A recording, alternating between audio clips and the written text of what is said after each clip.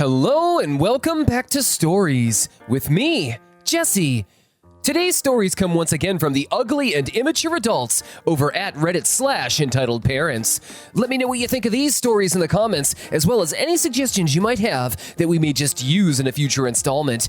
Get ready for some gross overreactions and your daily dose of Karens, cause we're getting started now.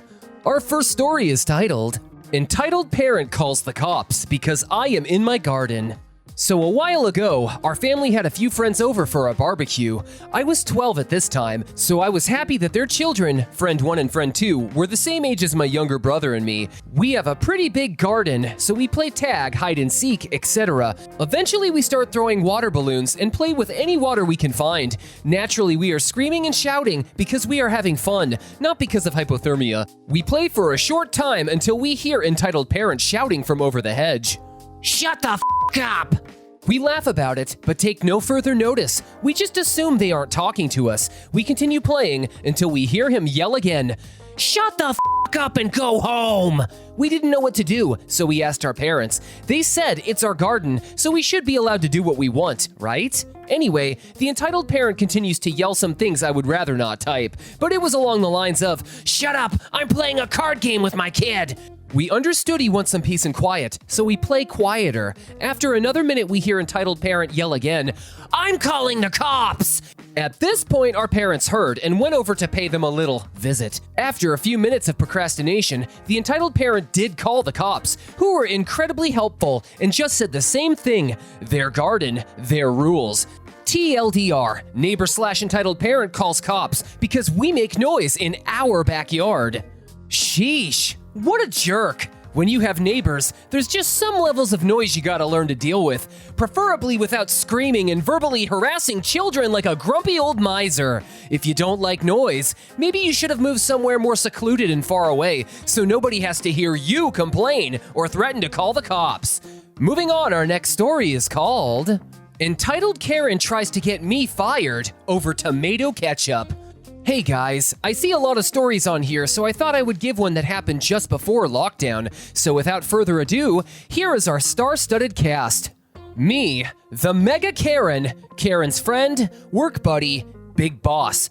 The first thing to note is I work in a very well-known fast food chain that the staff of are often looked down upon because having this job must mean I failed education. I actually have a degree, but I like my job here, and we have a policy that our bosses try and enforce, even if we think it's stupid. The policy is that if you have a meal, you get one sauce packet for free. They're 10 pence for any extra, as the store lost $5,000 last year from free sauces being given out, which is crazy. Enter Karen.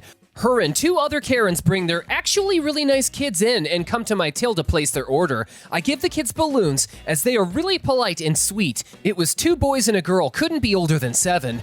We get to the end of the order and ask if they would like sauces, explaining that it would be an extra charge after she asked for 3 pounds worth of ketchup. Also bear in mind we have pumps of sauces that are free. She tells me to take them off the order after I explain, and I give her a receipt and tell them to wait to collect their order. I start processing other orders and bagging them up and getting drinks, as it's getting fairly busy, and work buddy is fairly new, so I'm trying to help her and keep her happy as it can get overwhelming. She gets the order ready for entitled mother and hands it over.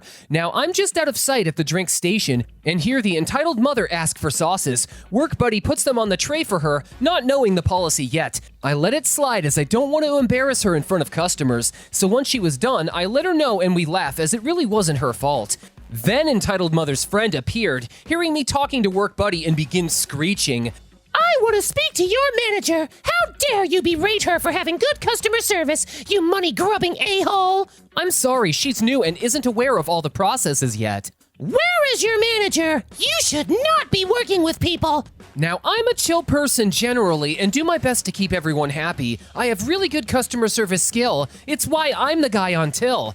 Give me a moment, he's in the office. Karen folds her arms, scowling like she just smelled bad eggs. I get my manager and he sighs, coming out to deal with the situation. "Hello, miss. What seems to be the problem?" "That boy has been nothing but rude. He refused my children's sauce. He shouted at this girl for no reason. He should be fired and I want our meal compensated." Wait, for what?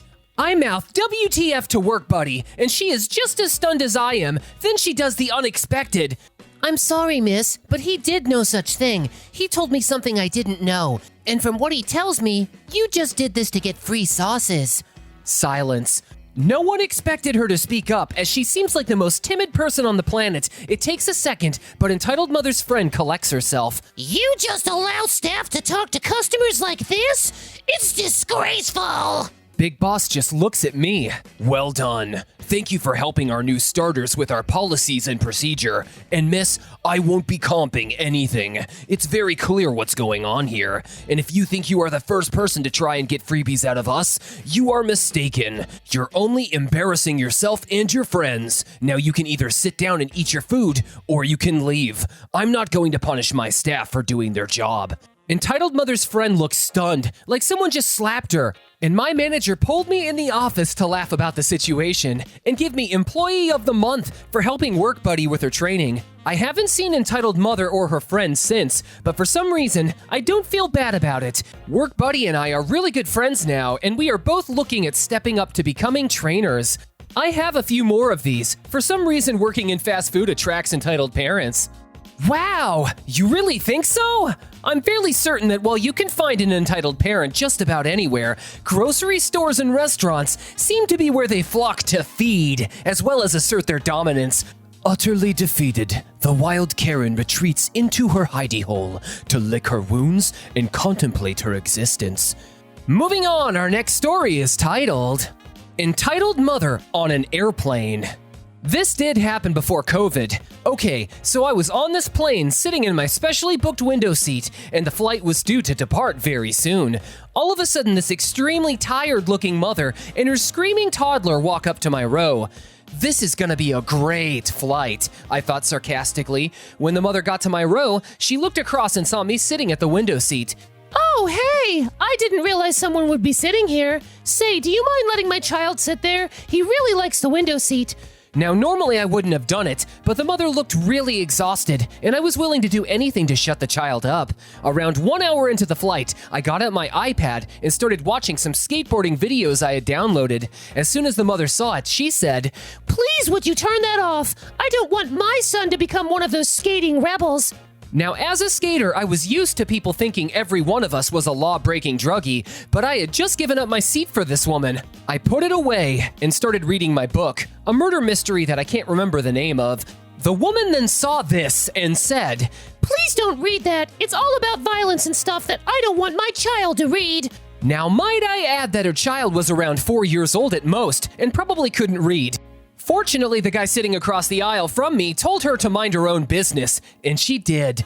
TLDR, grumpy woman wouldn't let me do anything on a plane. What can I say? That's a Karen for ya. Even after an act of kindness, they're always looking for something to complain about.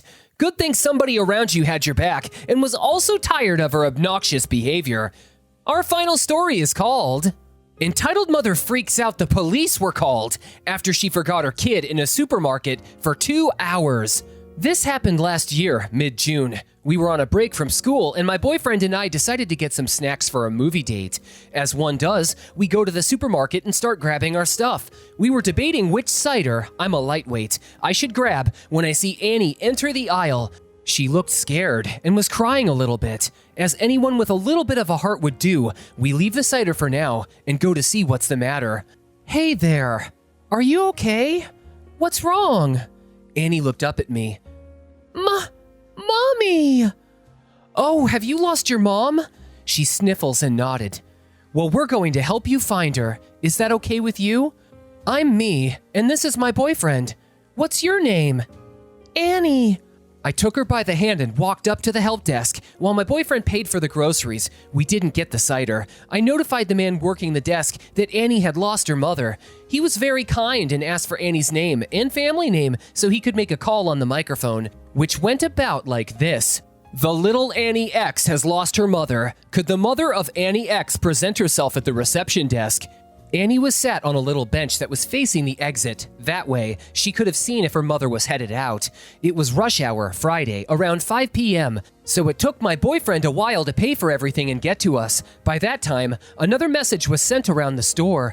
Poor Annie was scared, as she kept asking where her mommy was. We tried to entertain her.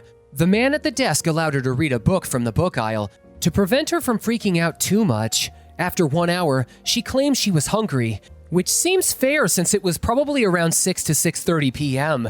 We didn't have very healthy food with us, but gave her a little snack. A sponge stuffed with chocolate shaped like a bear. Look up Lulu Lorzen. This went on until 1.5 hours after the first call was made. The man at the desk pulled my boyfriend and I aside for a minute, saying that they were obligated to call the police because this could be a case of child abandonment. This was a relief in a way, because the police would know how to take care of her a little better. About 10 minutes later, 2 policemen showed up and came inside. My boyfriend, the man at the desk, and I were first asked about the situation. Annie was asked a couple of questions too. "Hi, Annie. I'm a police officer. I'm here to help you find your mommy." "Is mommy in trouble?" "No, don't worry. She's not in trouble, and neither are you. If we want to find her quickly, I'm going to need to know what she looks like. Do you think you can help me?"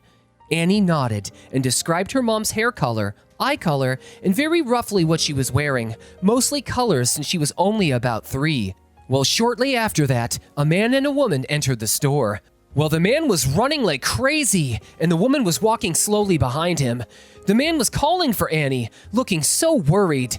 This prompted Annie to look up and her face lit up. She ran up to them screaming, "Mama! Papa!"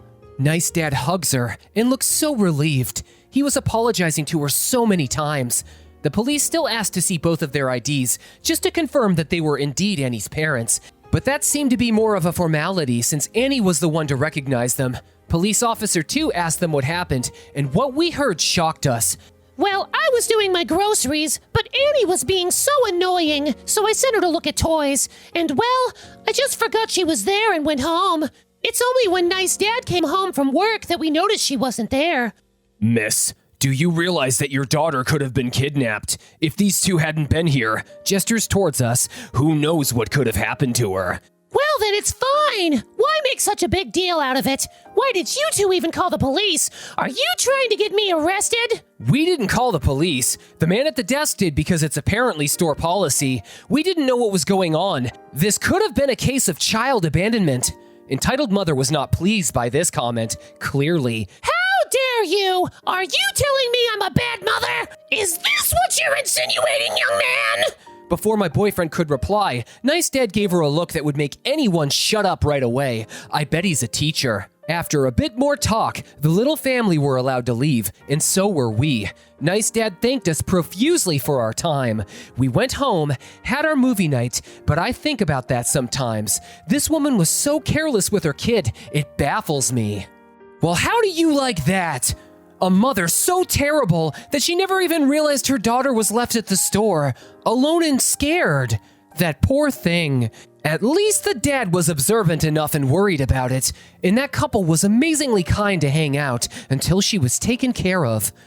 God, this kind of thing really upsets me, and I can't even begin to wrap my head around how something like this can happen, let alone a mother playing the whole thing off like it's no big deal. What do you guys think about this poor girl? And would you have stayed to make sure she was safe? I'd love to read your thoughts in the comments. Anyways, that's all the time we have for today, ladies and gentlemen. Thank you once again for tuning in with me, Jesse. What did you think of these stories? Don't forget to like, comment, and subscribe for more content, and check out what other stories I have for you. I truly appreciate your love and support, and hope that you stick around if you enjoyed this episode. I hope your day is as wonderful as possible, and that today gives you something to smile about. I'll catch you in the next one.